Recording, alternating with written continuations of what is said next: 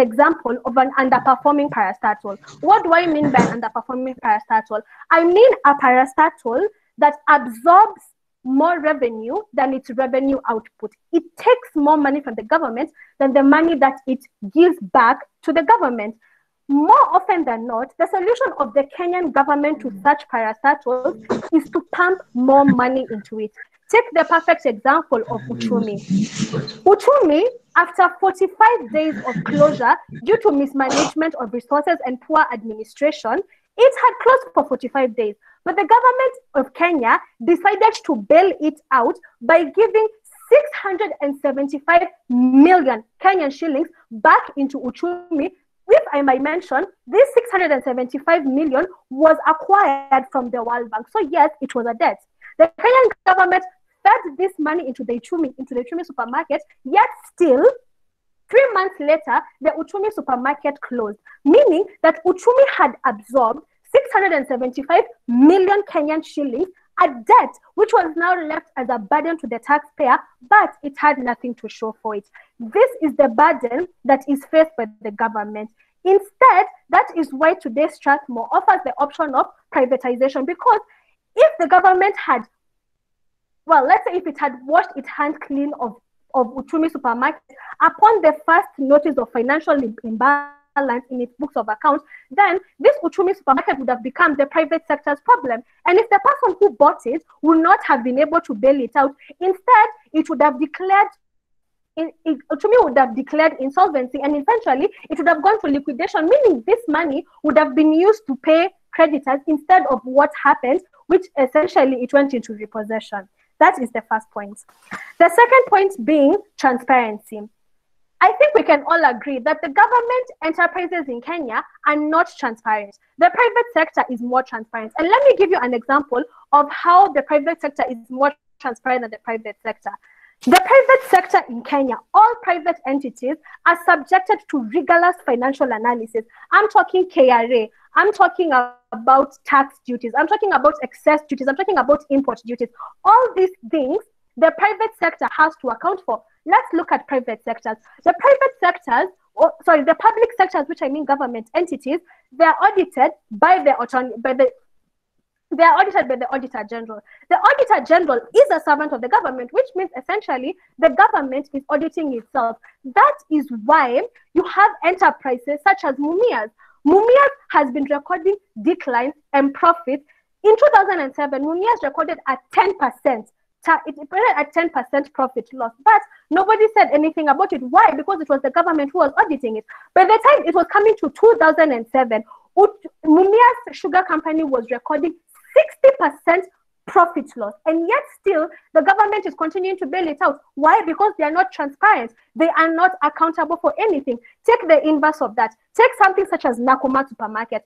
Nakumatt Supermarket recorded its first 10% profit drop, and immediately it was pressed under external auditing by the government. That was when it was discovered that the MD, the managing director of Nakumatt Supermarket, had been performing his own rental activities on the products. It was also noticed that the directors of Mumias were 1 billion shillings in soft loans against Nakumatt Supermarket. Therefore, it could not sustain itself. Let us assume that Mumias Supermarket had been privatized the first time this loss in profits were noted. That means that it would have been put out there into the general public, because there is someone who is accountable.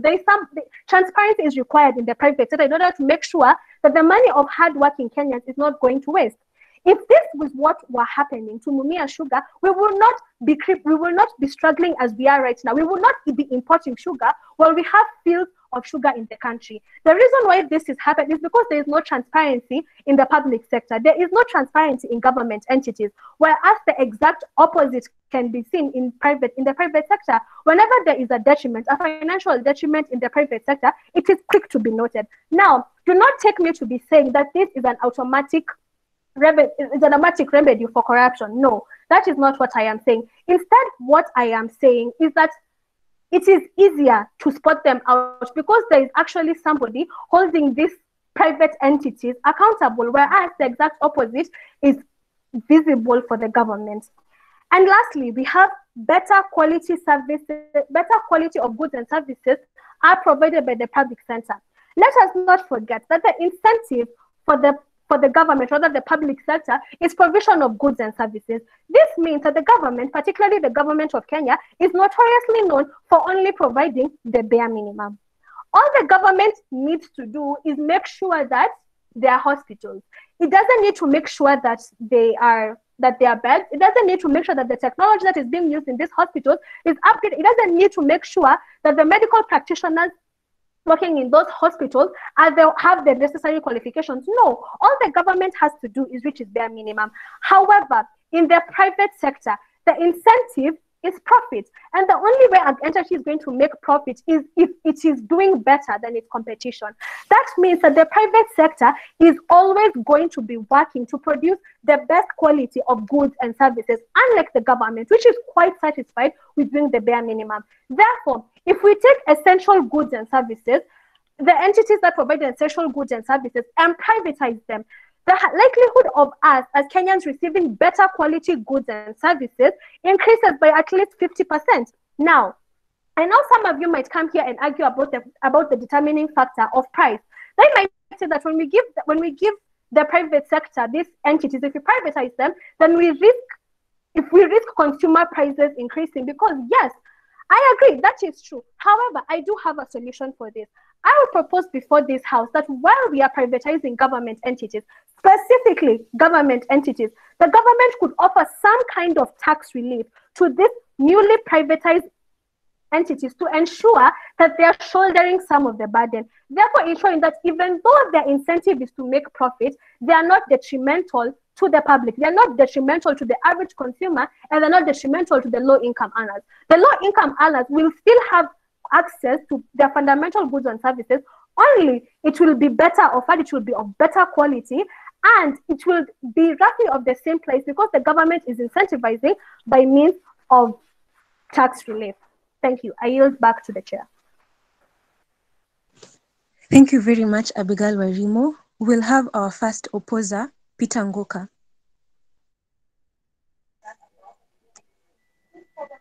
Thank you so much, Esther Ngendo.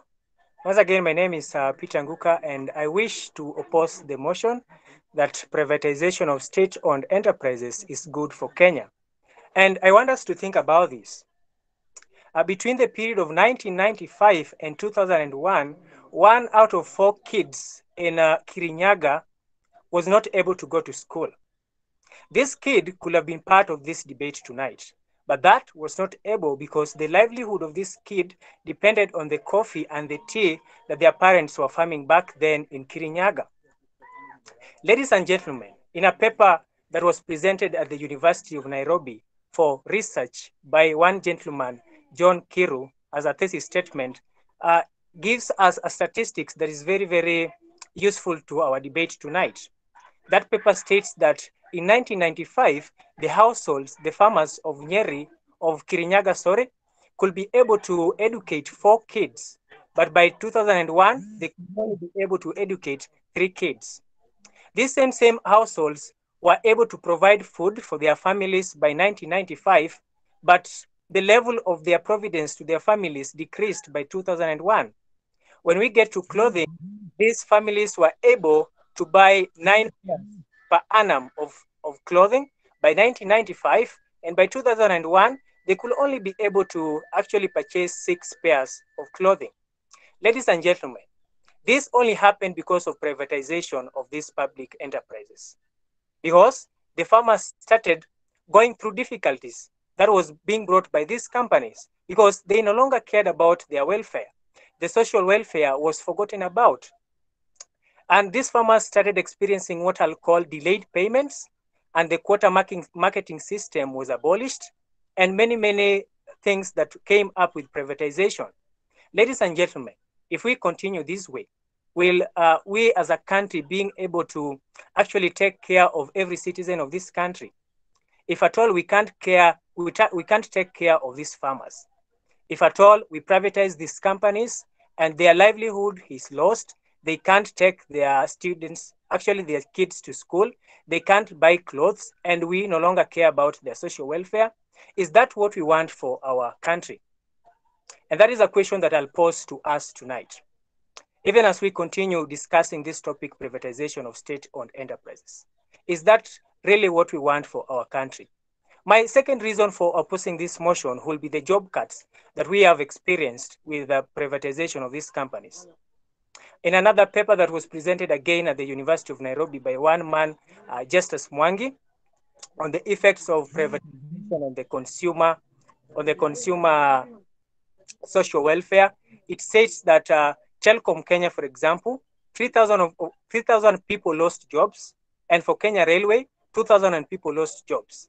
Ladies and gentlemen, where did these families find food when they lost jobs? Did they take their kids anymore to school? I mean, these people, they were affected by the loss of these jobs. But the private companies, they don't care about this. They only care about the profits. They only care about reducing their cost because they are only driven by the profit motive, which is different from the first reason why they were instituted. Ladies and gentlemen, this is something that we have to take care of as a country because we want a balanced growth. As Kenya's economy continues to grow, our GDP grows, but our per capita income reduces. The reason why it reduces is because we don't care about these people who earn less in the economy. And if we continue privatizing these companies, our economy will continue going back to the oblivion because these people, they also contribute to the economy of our country. Another reason why I'll oppose this motion would be something that I'll call ambulance growth or imbalance growth. You'll realize, for example, in our energy sector, when the country tried privatizing KPLC, you see that KPLC brought some new investment, but this investment were only in the power industries. They were not in increasing the grid in poor areas such as the slums or places such as like Turkana or northeastern parts of this country, that we have seen that the energy hasn't reached those places. But according to our Big Four agenda, especially the manufacturing pillar of the Big Four agenda, we would like to make sure that electricity reached these places. But how can we do this if we continue privatizing even our power industries? And you saw that the government tried to reclaim 51% of Kenya Power, KPLC, and again 70% of Kenyan. It is because they couldn't actually make sure that electricity reached these places. In another statistics that I would like to quote, World Bank, they did some research and they found that 11% of the investment in Africa are only attributed to the private sector, that is in the energy sector. Meaning that this private sector, or rather the private companies, they contribute minimally to the investment that we see in our country.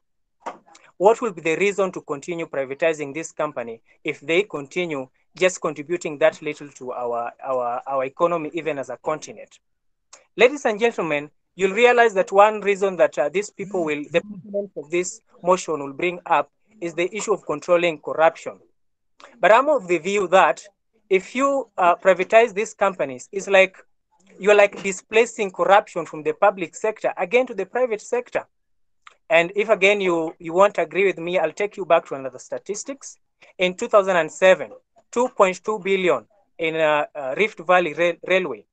They tried to conceal the true financial statements of that company in a bid to get 2.2 billion from World Bank. Ladies and gentlemen, they did this with the help of some public officials.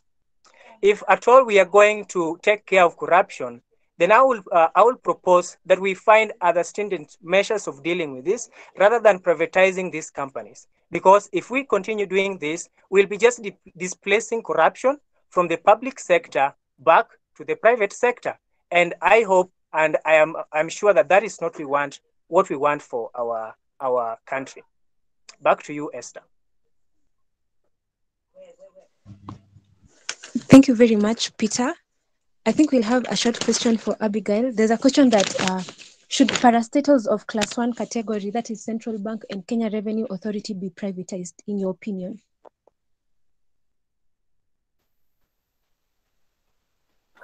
Well, perhaps I should have made this clear at the beginning of my speech. I apologize for the lack of the introduction on that note. When the proposition, or rather, when the government comes to talk to this house about privatization, we are not talking about privatizing every single government entity in Kenya. However, as I believe the chair lady Esther had mentioned in the introduction of the debate, we are talking about privatizing those entities that the government has failed in its mandate to exercise its jurisdiction effectively. Therefore, if the government is not able to sustain the Central Bank of Kenya, if the Kenyan currency is constantly failing in contrast to the dollar, if the Kenyan currency cannot compete in international trade markets because the government is not taking care of it, then I do not see why we should leave it in the hands of the government. If the government cannot be able to fulfill its mandate as required, then I agree that even CBK, if it comes to that point, can be privatized. But remember, I also said that privatization does not only mean 100% interest. I said that it means controlling interest, or what is called voting share interest. Therefore, you can say something like 60% of CBK can be sold to Equity Bank, and then the 40% will remain on the government. That way, the government will remain on the board of directors. It is only that the government will not have the final say. Since as it has been evident already, the government, once given the final say, has honestly nothing to say at all. That is why Kenya, in contrast to the dollar right now, is almost heading to 120 shillings, something that has never been seen before in the history of Kenyan economics. So yes, if it comes to that, I would say privatize everything that you can, if that is what it takes to save our economy from a recession. Thank you, Abigail. Peter, you've raised an issue about solving the problem of unemployment and also the issue of tax cuts. You've raised those issues. And one main reason that the state-owned enterprises were established in the first place is to address problems of market failure, such as monopoly power. Do you think that state-owned enterprises are serving the reasons they were established for? Thank you, Esther, for that question. I'll answer that by giving another question.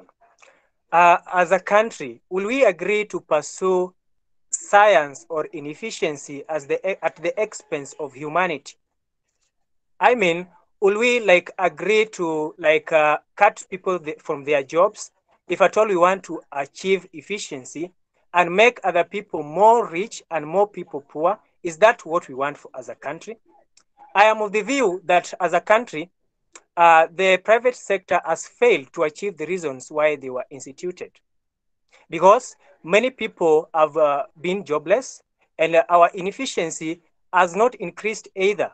And I'll give statistics, again, from the thesis paper that I actually did quote before by John Kiru in the University of Nairobi.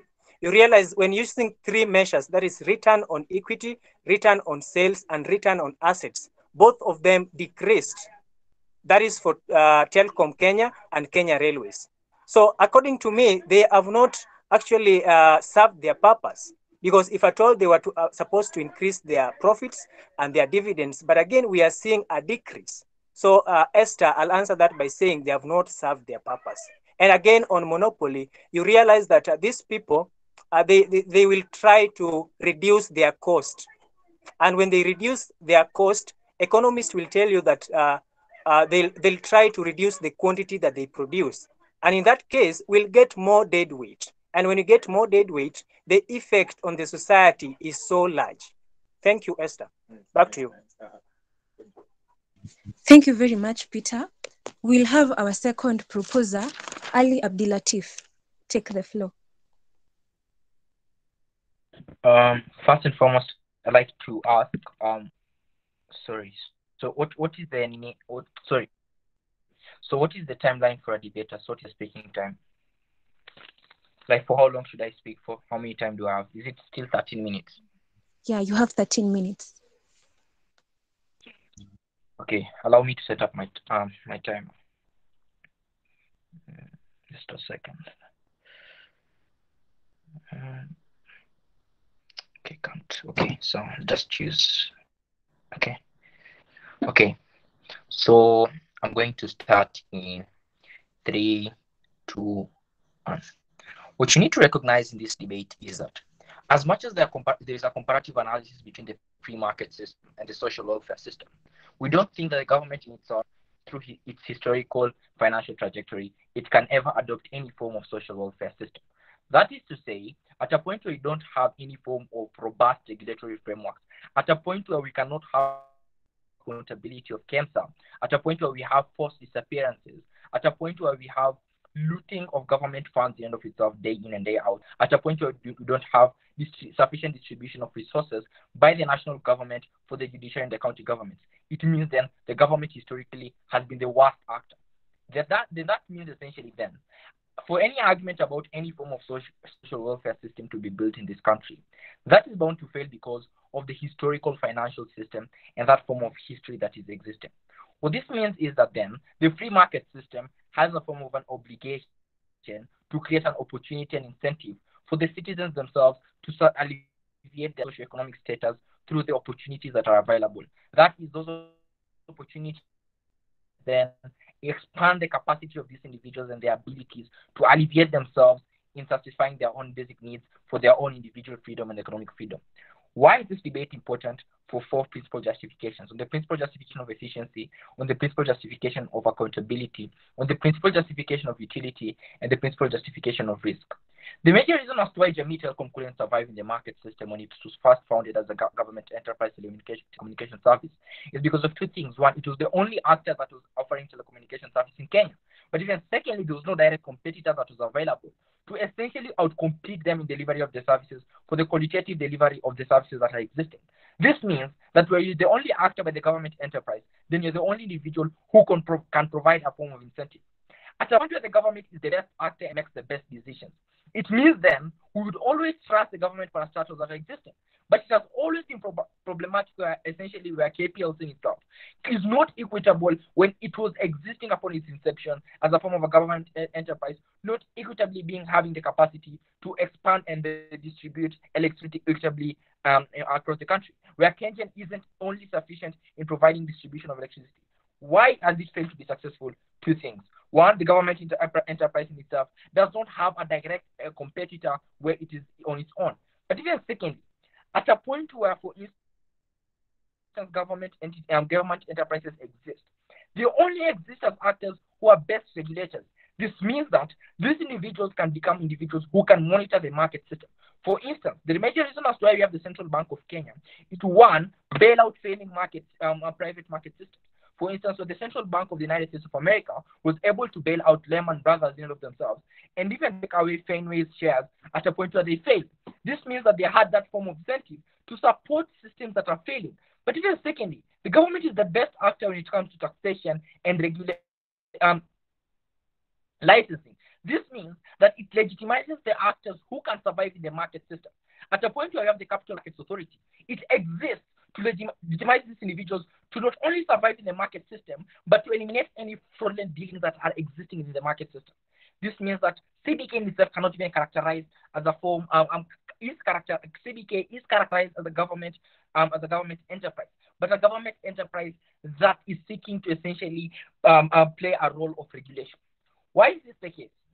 What this means is that ABSA itself, as a form of an amalgamated banks of South Africa, is existing as a form of a foreign direct enterprise that is providing this form of incentives. Why is this very important, and why do we value such privatizations of banking systems that are owned by the government, putting away an exception of CBK? Because of two things. One, they're able to expand the market system not only locally and regionally. At the point where we have Equity Bank competing with KCB, then all these individuals as competitors are able to alleviate, one, affordability when it comes to accessibility to financial incentives. But even secondly, where this accessibility in itself is one that is essentially accessible, it means that these individuals can create their own employment opportunities without relying on the market system in itself to support them.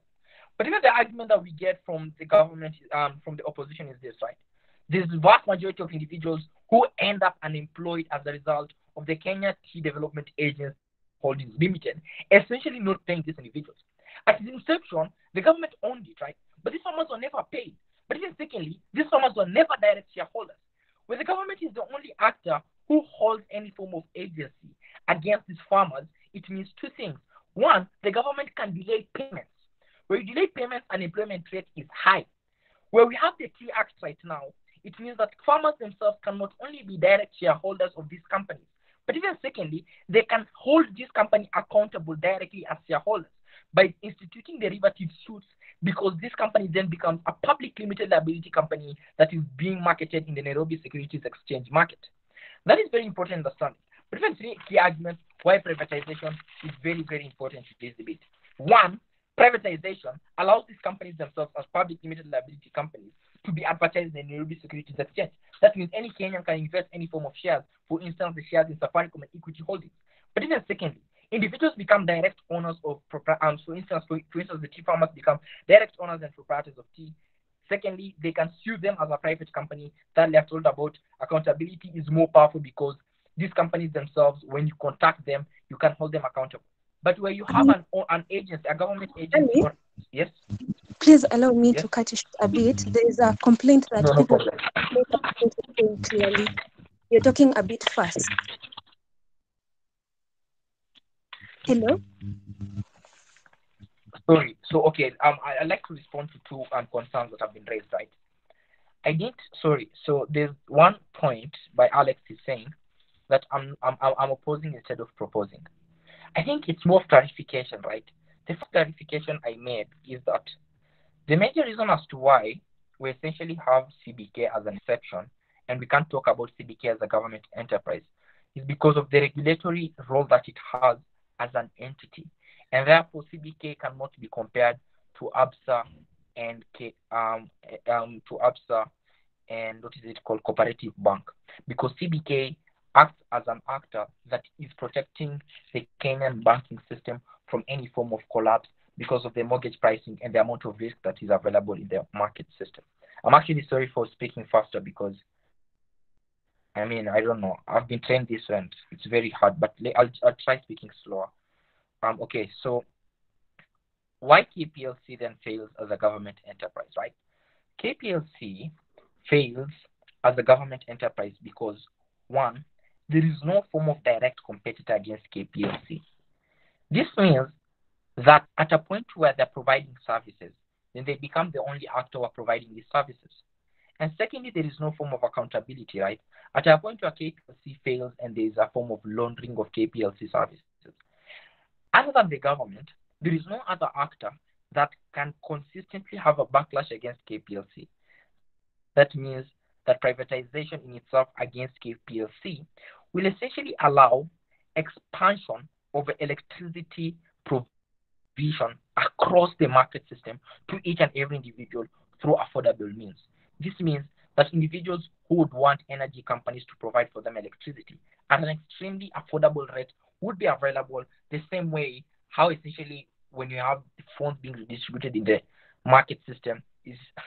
Now, some people are saying I continue with my style, so I don't know. I'm complicated because I have to speak slower. I've been told I'm speaking faster. So, okay. Yeah. So, sorry. So, the major reason as to why, the other reason as to why the Kenya Railways Corporation failed, right, and we had to contact a Chinese company to build the SGR is because of two things. One, government enterprises alone cannot raise huge amounts of revenue. Huge amounts of revenue can only be sustained by having more amalgamated market players. For instance, where ABSA in itself is existing, as a market player that has so many profit incentives, then it essentially, sorry, did I raise my hand or something? Okay, so where ABSA exists as a market, sorry, I'm running out of time, so I need to rush a bit.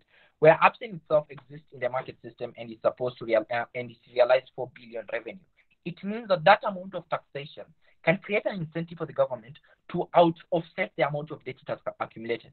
But even secondly, the best accountability of, as I said, existing, so you have market players, private market players, where private market players themselves are able to essentially be providing financial statements each and every year, such as how Centum Holdings Limited and other corporations within the Nairobi Securities Exchange, such as Diamond Trust Bank and Equity Group Holdings Limited, are able to essentially have this form of efficient accountability system metric. That means that these individuals can be sued in themselves more efficiently, because you cannot efficiently sue a government enterprise where it fails, such as KEMSA, whereby, for instance, if this case falls out, no one will ever hold them accountable. But even thirdly, why, and this final point, telecommunication services versus delivery of important services. Why do we think that telecommunication service is a basic need, right? Telecommunication service is a basic need, for instance.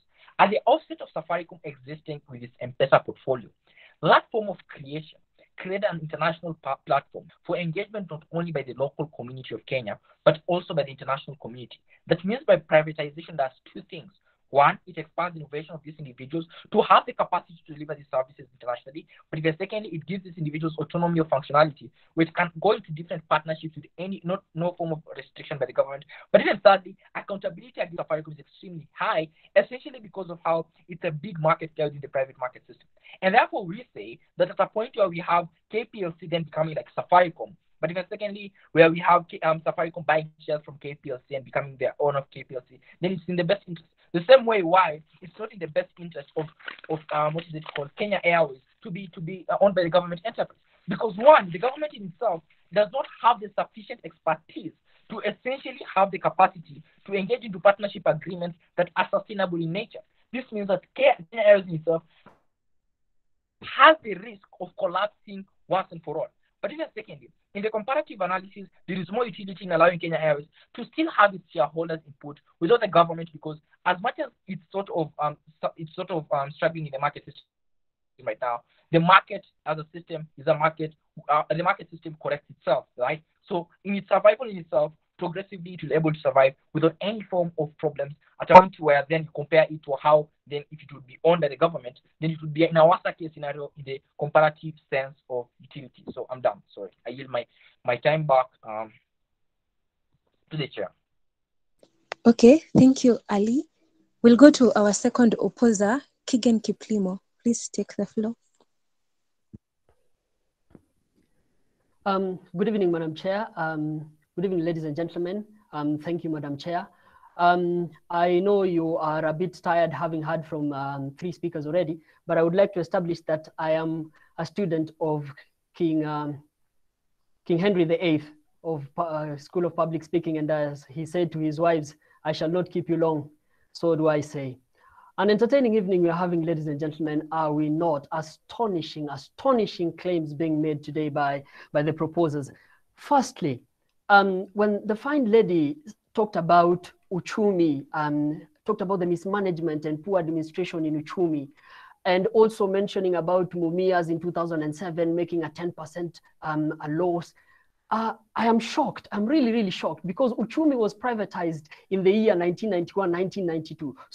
So the time was under uchumi have been under privatization. Thank you very much for arguing on our sake. Mumias, on the other hand, was privatized in 2001. So when you mention about it making a loss in 2007, you are arguing for us. Thank you very much. And just to say, for a lady from Strathmore not to get these facts right is an excellent example of why education should really not be privatized.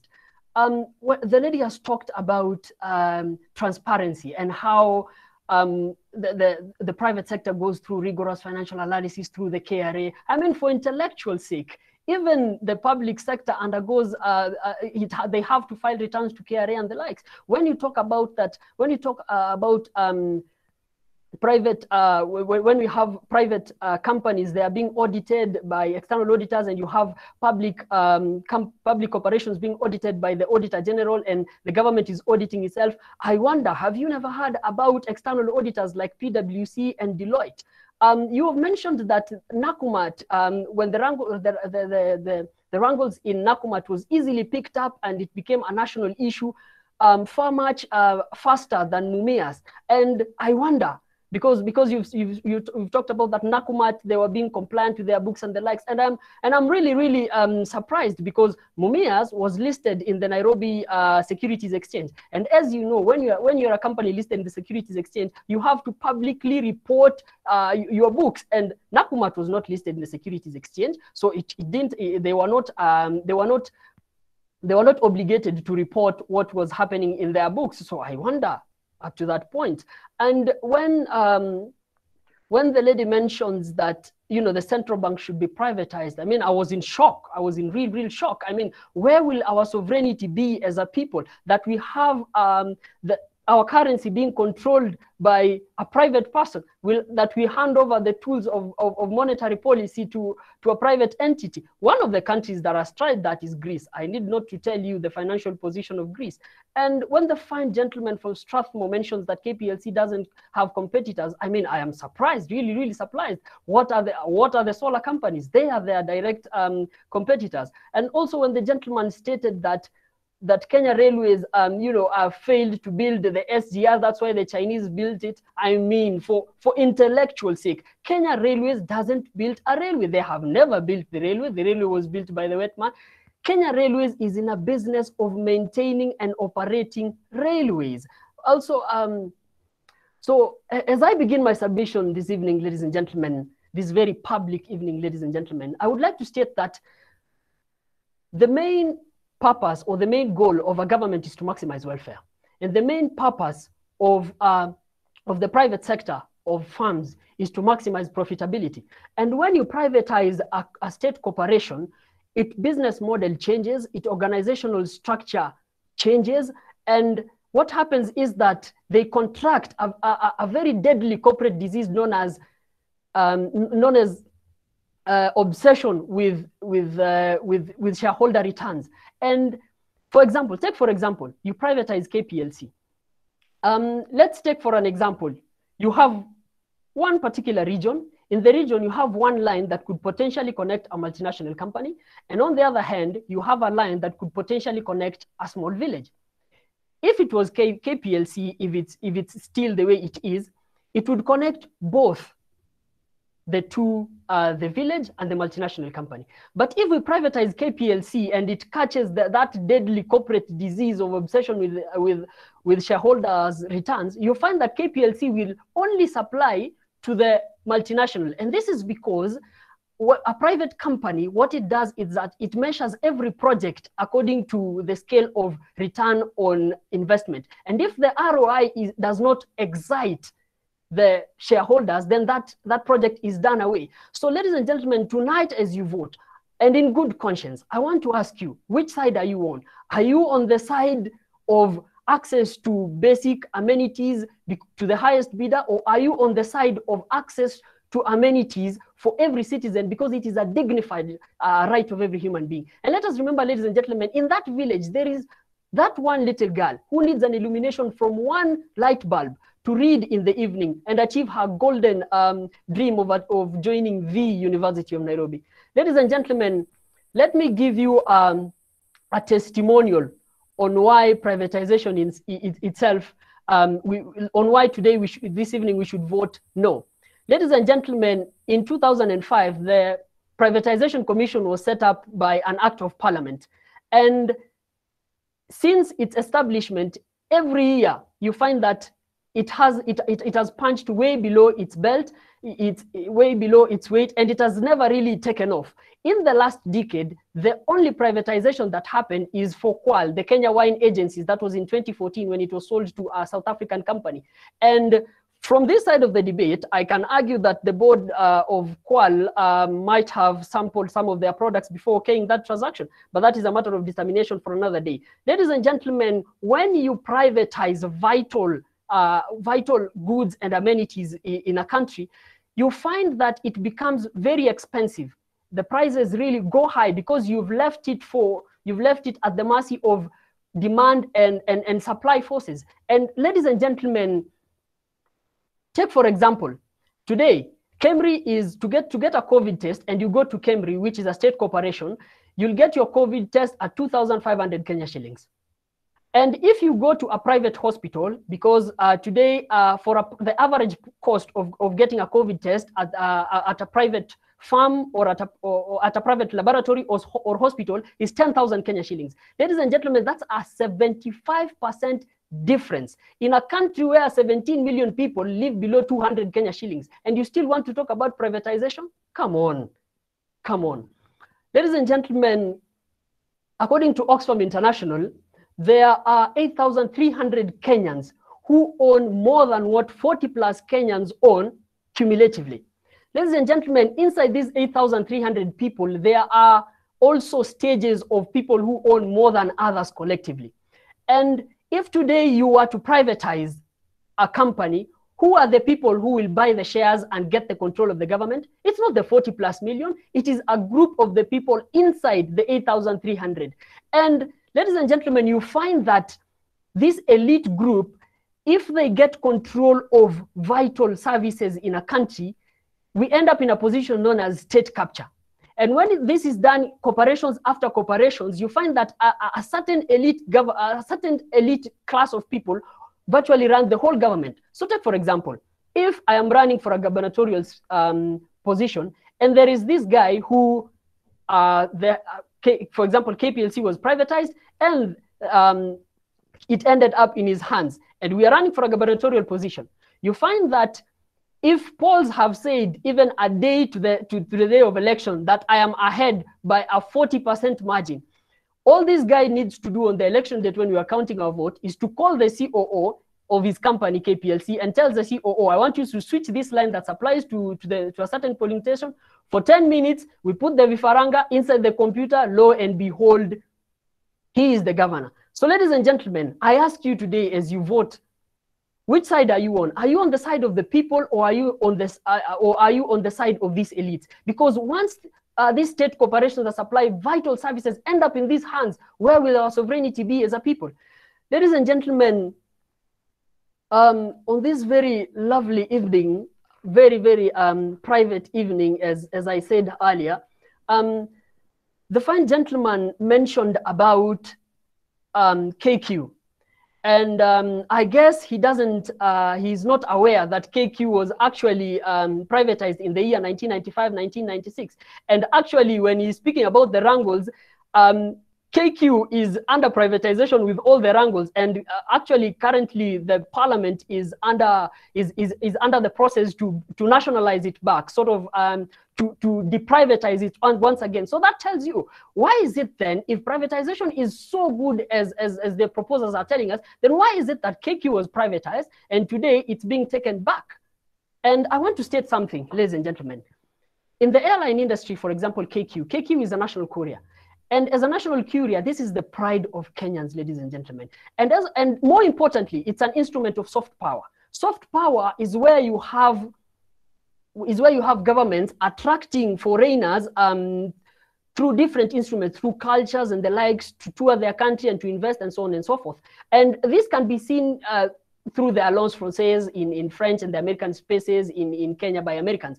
And in the airline industry, this has been done particularly very well. If you fly Emirates, whether you're going to Mecca, you're going to Frankfurt or to Jakarta, the Emirates must take you to Dubai. So when you land to Dubai, just at the airport on transit, and you look at the space, the next time you're on an airline for vacation, you'll be going to Dubai. And it's also done by Ethiopian Airlines. So if you, for example, flying from Nairobi to Johannesburg, Ethiopian Airlines will still take you from Nairobi to Addis Ababa. Operationally, it's cheaper to fly from Nairobi to Johannesburg. So why are they able to do this? They're able to do this because they are state corporations, and their goal is not just fixed on profits, ladies and gentlemen. They also have a role to promote their country. KQ is not able to do this. Why? It's not because because it has been privatized, and now its goal is just maximizing profits. Ladies and gentlemen, today I don't want to make you to choose between the little girl in the village or the multinational company. Absolutely no. Ladies and gentlemen, I want to ask you not to make it a choice in the first place. Let it be fair. Let it be equal. Let it be for the betterment of all, ladies and gentlemen. And even as we create value and make profits, let it not be at the expense of our independence as a country. Let it not be at the expense of our sovereignty as a people. And most importantly, ladies and gentlemen, let it not be at the expense of our dignity as human beings, ladies and gentlemen. Thank you, Madam Chair.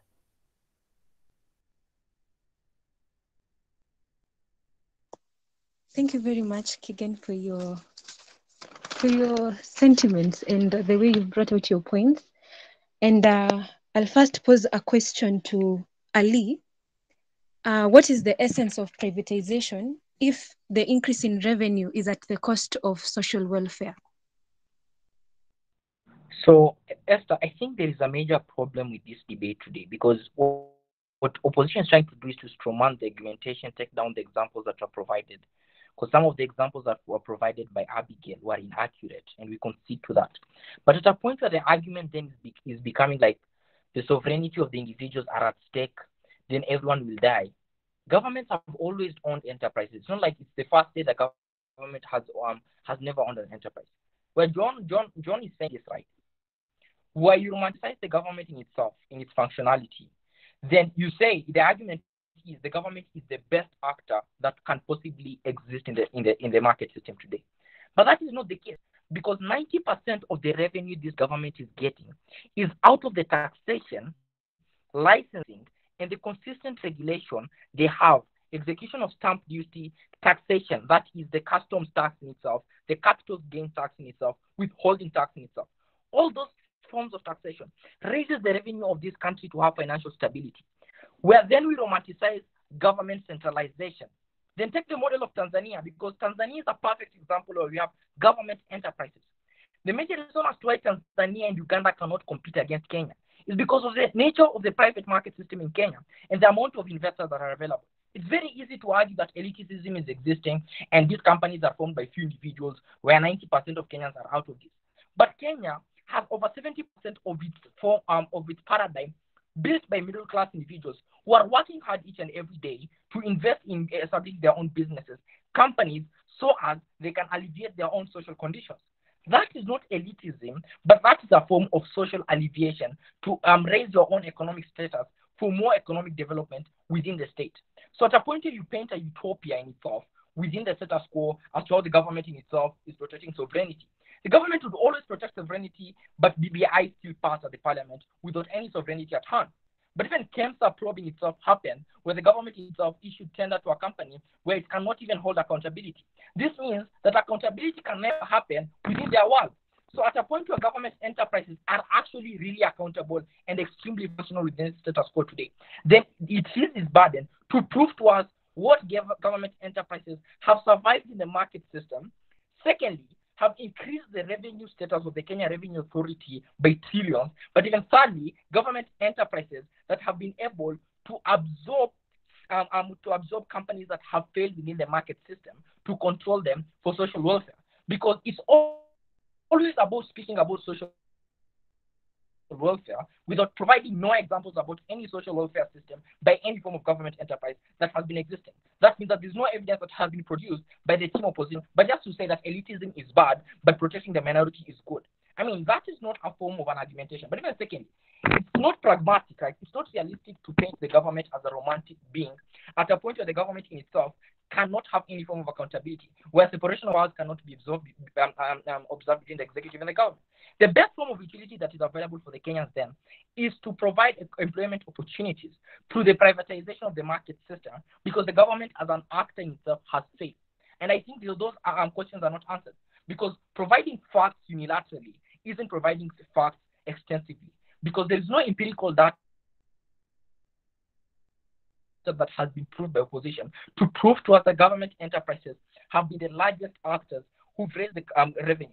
But the largest actors, and let me finish by this, the largest actors in the agricultural sector, automobile sector, banking sector, the likes of Absa, the likes of Diamond Trust Bank, Equity Group Holdings, IM, KCB, National Bank of Kenya, NCBA, the Cooperative Bank of Kenya, Deacons, Everready, Express Kenya, Kenya Airways, Longhorn Publishers, Nairobi Business Ventures, Nation Media Group, Samira Africa, Standard Group, and Bamburi Cement Company, EF Portland Cement, they all raise revenue every day and they're ready to compete out of each other. That empirical form of analysis then proves to us that private market system is the only actor which has the capacity to help this government to be sustainable within the international forum to compete against nation states such as South Africa, Egypt, and Nigeria, not to become like Tanzania.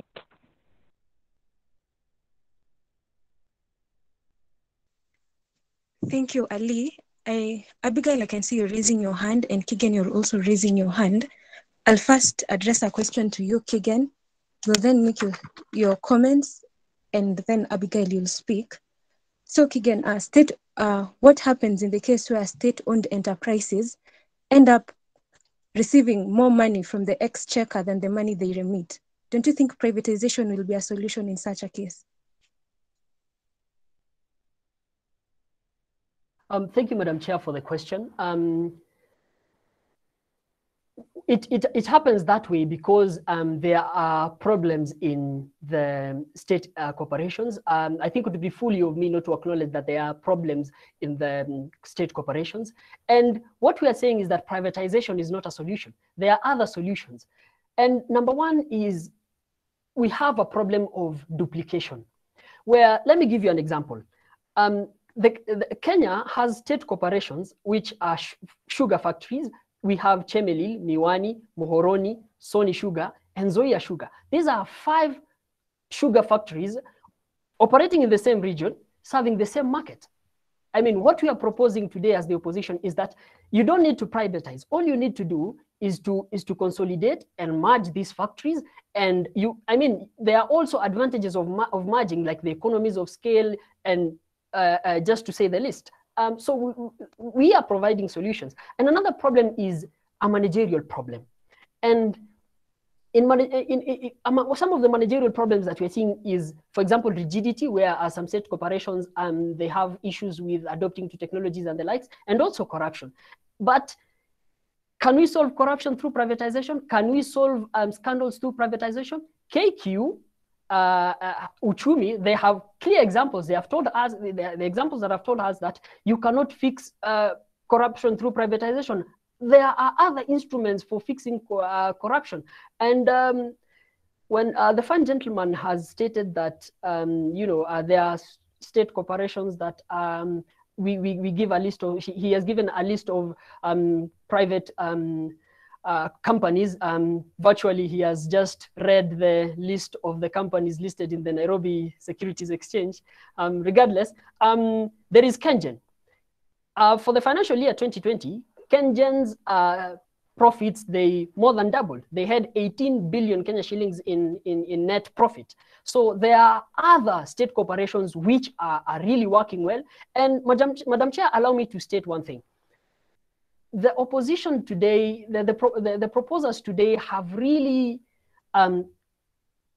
led us, or rather misled us, into believing that, into the argument that privatization should only be done to state corporations that are not doing well, and left out the, and in the examples, they haven't given state corporations that are doing well that should be privatized. So if privatization is, so this tells us that privatization in itself is not an all-weathered idea, not an all-weathered approach that should be taken. So it should just be taken on corporations that are doing badly.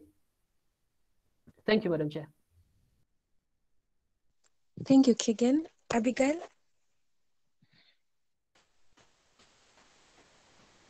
Yes, so I believe the previous speaker, the intellectual who has so boldly quoted Sir Henry, but has very effectively misled the chair and the House as to what the argument from the proposition is today. First of all, my good sir, let me clarify something, since it appears you are not quite as attentive at the beginning of the debate. I began by saying that privatization does not necessarily mean assuming 100% interest. It means assuming controlling interest or majority interest.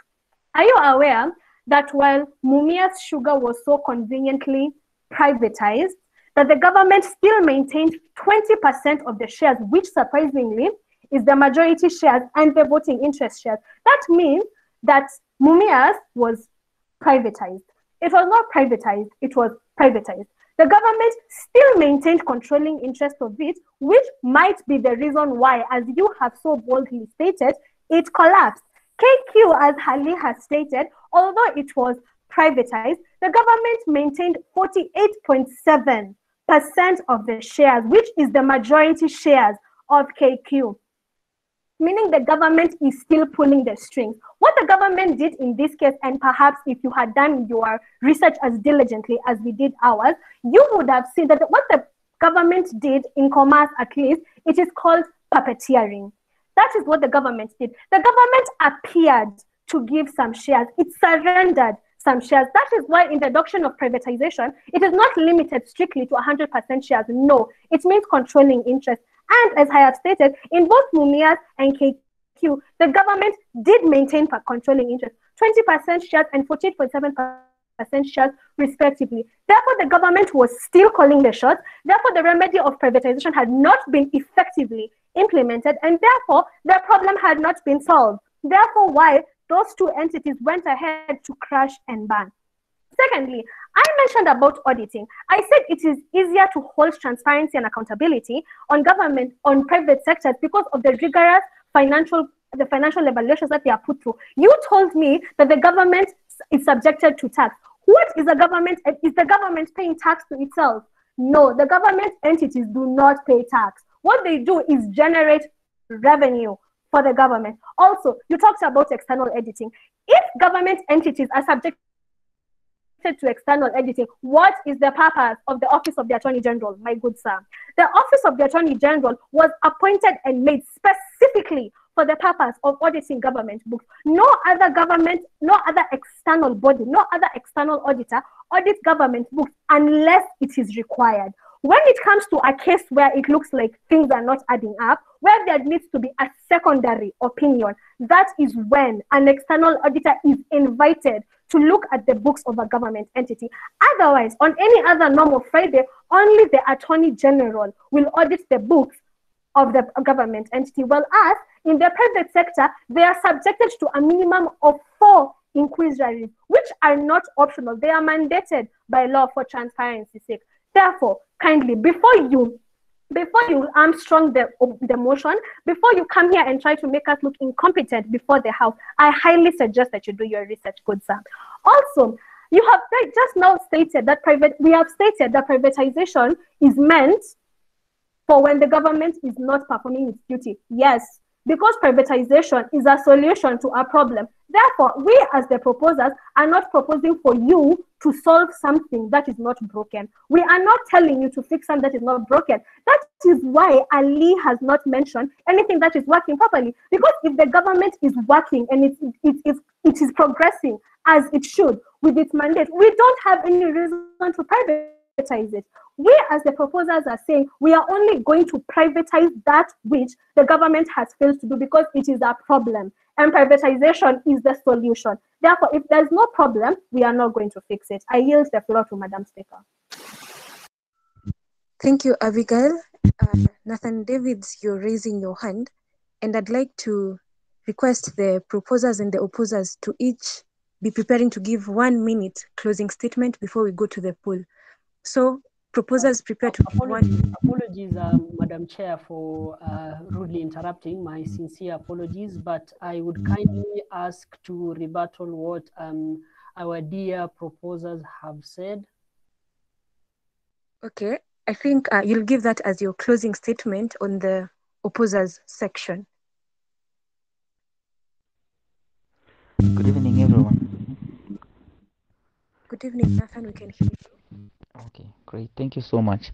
So my name is Nathan, and I would like to take part in this conversation. And I'd like to be very brief. Number one, I'd like to say that the use of the word privatization is probably a bit limited in this debate. It is making the forum miss the point. You see, the idea in every entity and investment made by any country, any business, or any enterprise is basically to deliver services. You see, when you talk about privatization and you stick to that, you'd only be talking about profit making. But then remember that the idea of governments being entities that are amorphous doesn't mean they don't have a clear direction in terms of economic building, creation of employment, and even rejuvenating the country's socio-economic capital. You see, like I had someone talk about, I think it's Keegan, you talked about Kenya Airways, you mentioned how it was privatized. You mentioned Mumia Sugar and all that. But I'd like to let you know that one of the things that we ought to look out for, instead of posing the question like I heard you earlier ask, whether someone is for the the people, as you're calling it, Mwananchi, or for the privatization. The argument is rather on quality service delivery. Quality service delivery because a company like Kenya Power today, all right, people complain it's enjoying monopoly of power in terms of power transmission. But remember, they have put in years of infrastructure. They have put in years of labor. They have put in years of skill empowerment and competence empowerment. Now, when we talk about the possibilities of privatization, you'd only be talking in terms of maybe someone else as an investor starts from zero and comes up with their own infrastructure that is going to be parallel to what Kenya Power is doing in terms of even training staff, in terms of probably even developing their own action plan and sources of power like the geothermal plants, because I don't see a possibility where we would talk about privatization and then we would expect somebody who has the financial capacity would just come and adopt or take over Kenya Power as is right now or from where it is right now, and then we would call that a solution. The idea to a solution, the solution we need, for example, in terms of Kenya Power, is stable power supply to every household. And we need it to be realistic. Like when the government says it has installed 70% of Kenyans with power, then we need that as a realistic statistic, not for the books. So the argument of, it's like saying you need to privatize security and then you would expect somebody with an armory and a lot of money to finance staff and all that to just come and take over the security sector and police stations with their guns and artilleries and all those. You need to come up with the idea of privatization from a service delivery perspective. That is why I am insisting, for example, like yesterday, and this is for the reason why the relaunch of KMC, Kenya Meat Commission, is not 100% entirely on KDF. It is a partial partnership because you see, KDF are not farmers. They don't produce beef or animals for slaughter. All they want to do is to streamline operationalization and the framework of operations every day. And once that is streamlined, obviously there are some people who are learning the skills and the proficiency of operating from a corrupt free point of view. Because remember, it doesn't mean that because the government has always in the past been accused of being corrupt that it is always going to be ideally corrupt. In a situation where we are a country that is evolving, we are looking forward to a government becoming better every day, which is why we are seeing efficiency. When KDF touches something, it becomes better. When they touch the railway, the rail line starts operating. When they touch the ports, like Kisumu Port, and the way they are taking part in all these other projects, even recreating our cities in terms of, like now, the way in terms of governance, there is no Nairobi County anymore. We are dealing with NMS, and it's a franchise of KDF. That is now what it actually means. Service delivery. It's not a matter of competing between who owns what. And remember, in our country, we used to have even programs like Who Owns Kenya, and they used to be very heartbreaking. So we don't want to get there anymore because we don't want you, Keegan, to be the guy who owns everything. It's not about militarization, it's about creating a particular threshold of operation so that everyone can follow in the footsteps of efficiency and the throughput can make sense on the other end. So, irrespective of who owns what, we need first of all to stabilize the ideology of effective and efficient service delivery. Thank you. Thank you, Nathan. I have a 1 minute statement. We'll start with Keegan representing the opposers of the motion. Thank you so much, Madam Chair. I will start by going back to what Abigail talked about, that state corporations don't pay taxes. That is ridiculous. I mean, you've heard of when state corporations are announcing their results, financial year results, and you hear about profit before tax, profit after tax. So I'm really surprised by that. The gentleman Nathan, thank you so much for your contribution, very valuable. And I would like to state from his contribution that one of the reasons why at the moment we can raise complaints and even protest about KPLC, about KEMSA and other state corporations is because we have that window, since it's still a state corporation. I mean, it's owned by Kenyans. Kenyans have a stake on it, and control of it, that is. But when it is privatized, you find that we won't have that opportunity. So because it will be willing buyer, willing seller. If you don't want this product to go away, so that is something that we still have, and that is one of the reasons why we should vote no today. Ladies and gentlemen, today, as we vote, let's have in mind that we are not saying that there is no mismanagement in the state corporations. There is mismanagement. But ladies and gentlemen, privatization has shown times without number, as I have given examples in Uchumi and the likes, that privatization is not a solution for managerial problems. Let us find other ways of solving managerial problems, and let's not peg it on privatization. Privatization is definitely not that silver bullet. So ladies and gentlemen, let us also have in mind the vital services that are being provided by state corporations, and have in mind what would be the situation, as I had given earlier the example of Cambridge, when state corporations are privatized and we leave vital services and amenities, ladies and gentlemen, to them at the mercy of the forces of demand and supply. Good evening. Thank you, Keegan. I'll request Ali to give the closing statement for the proposals. Thank you so much. Can you hear me clearly?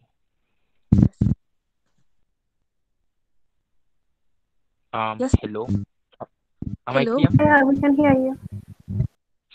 Fantastic. So thank you for a wonderful debate. Thank you for the audiences in the comment section. I didn't come here to compete with Keegan. I came to learn. Nathan contributed so much when it comes to service. I down price. At a point where we have any entity which is not serving, or does not have any form of efficiency, or does not have sustainable accountability and sustainable efficiency, then is privatization an alternative? Keegan tried to draw a correlative analysis between mergers and takeovers, or mergers and acquisitions of these government enterprises struggling as a form of an alternative. But that analysis was extremely vague and abstract, essentially because there was no empirical analysis to prove to us that that even happens, that the mergers and acquisitions happen. Assuming that that happens, they merge to become what, and at a point where they have this merger as a government enterprise, where do they consolidate revenue or capital from to have a form of a stability as a government enterprise?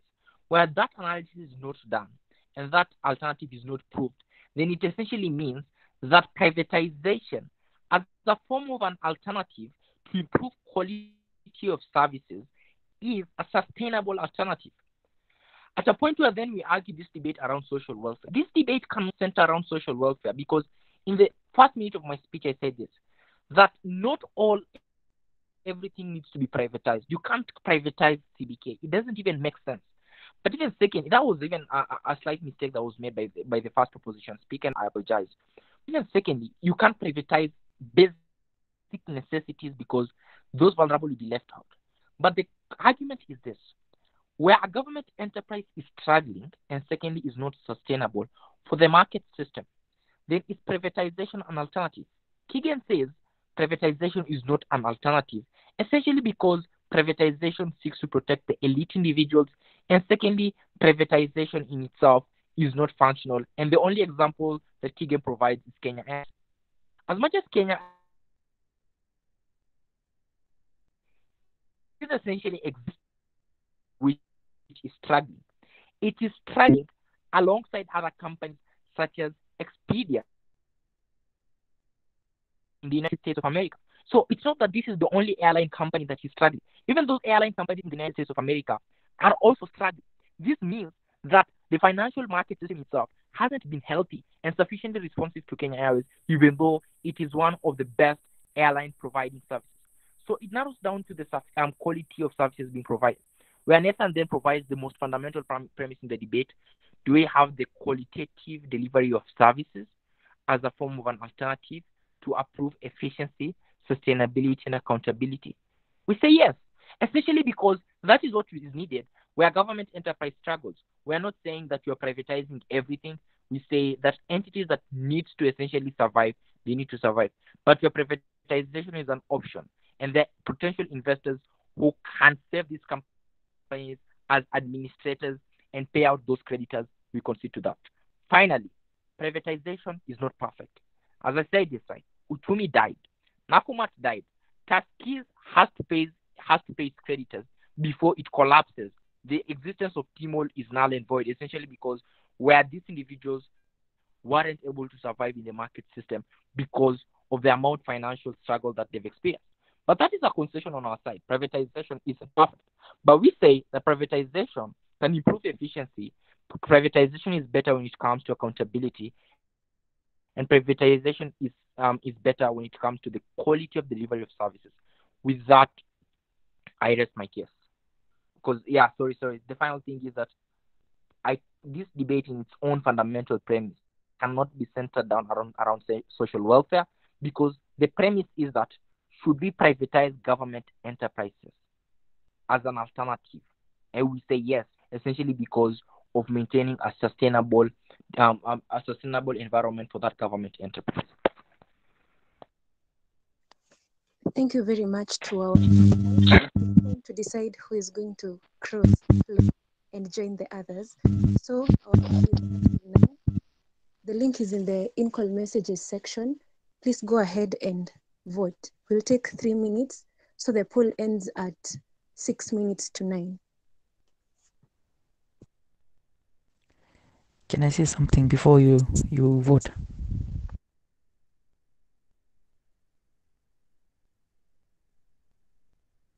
Okay, I think it's a bit late, Nathan, because it's already on.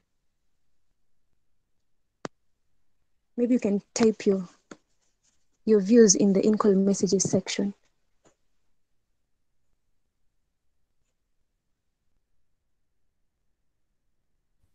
All right, thank you.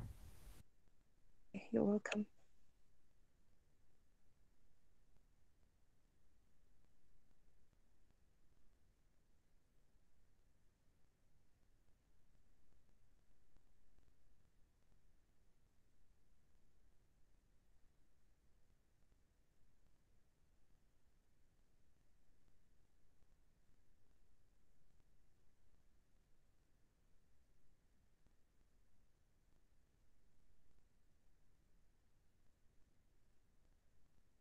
Thank you all for an interesting debate.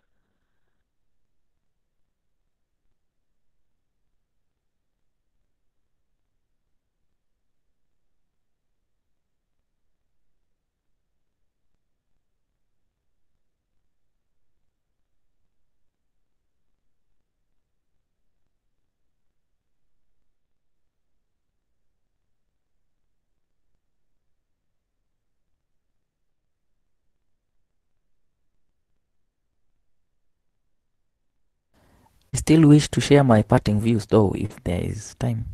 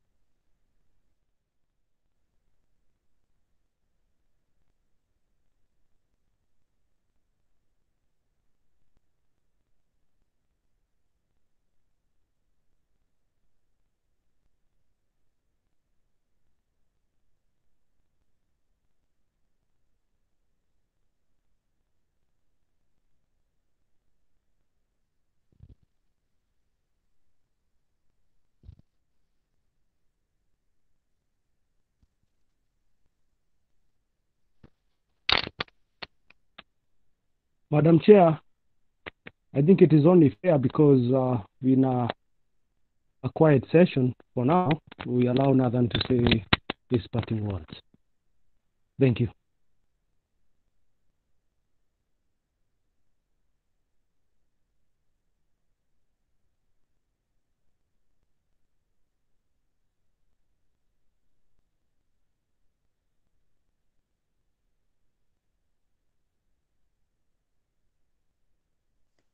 A few seconds remaining to closing the poll. If you haven't voted, please wind up and vote.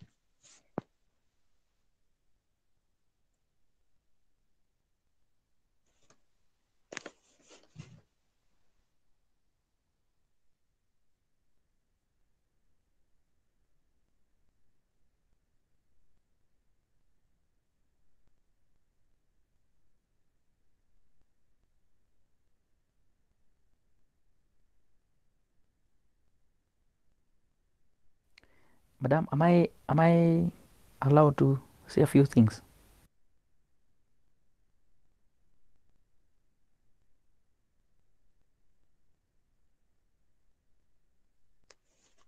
We have a problem with time, Nathan. I'm sorry it won't be possible for now.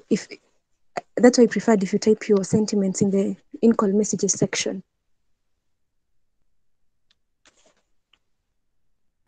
All right, much obliged. Thank you so much for the invitation. Much obliged. Okay, you're welcome.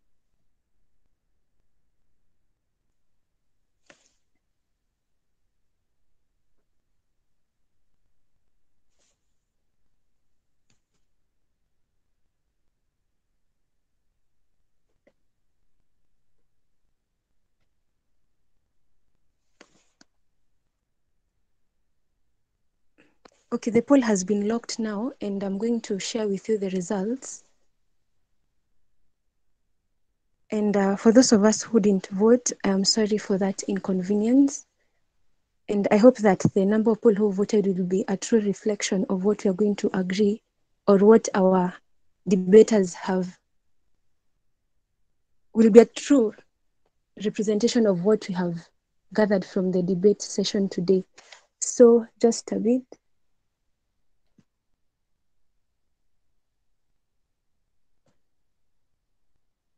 Okay.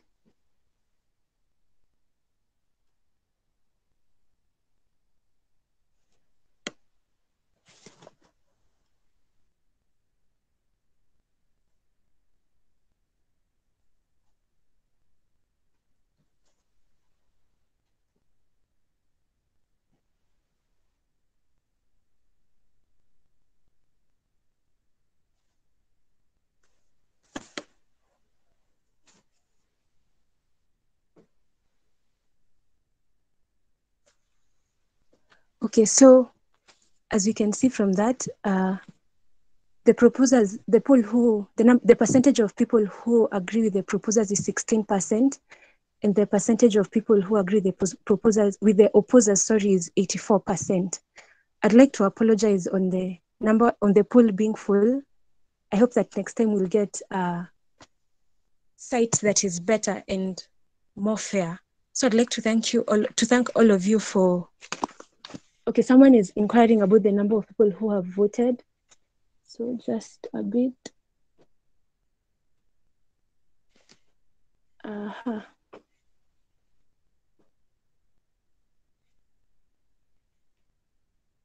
25 people took part in the poll, as you can all see at this point. Yeah, so thank you so much for taking part in the debate. You can follow us at EconScholarU on Twitter for more invitations on more forums such as this one. And I'd like to appreciate all our debaters for your insights. And I'd also like to thank you, our audience, for your participation and even your comments. And I'd like to wish you a wonderful night ahead. And God bless you all.